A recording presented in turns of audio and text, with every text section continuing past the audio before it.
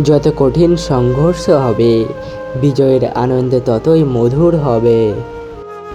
পৃথিবীর সবচেয়ে আনন্দের অনুভূতিটি হচ্ছে যখন তুমি একটি লক্ষ্য ঠিক করেছিলে, সেই লক্ষ্যটি পূরণ করতে পারলে।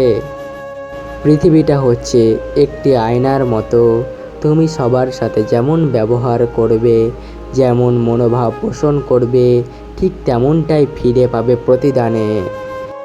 ব্যর্থ হওয়া মানে হেরে যাওয়া নয়, ব্যর্থতা নতুন করে আবার শুরু করার প্রেরণা। হাল ছেড়ে দেওয়া মানেই হেরে যাওয়া। হতাশা একটি বিলাসিতা, হতাশার জায়গাটি আজ থেকে দখল করুন। কাজ শেষের তৃপ্তিমাখা ক্লান্তি। ততক্ষণ অবধি অর্থ উপার্জন করতে থাকুন যতক্ষণ না পর্যন্ত আপনার ব্যাংক ব্যালেন্স আপনার ফোন নম্বরের মতো দেখতে না লাগে।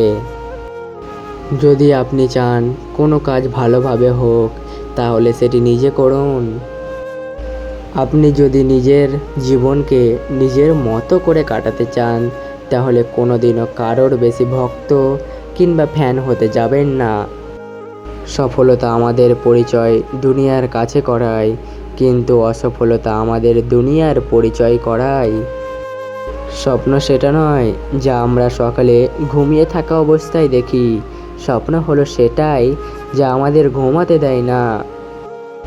ব্যর্থতাকে নিয়ে চিন্তা করবেন না, কারণ আপনাকে একবারে মাত্র সঠিক হতে হবে।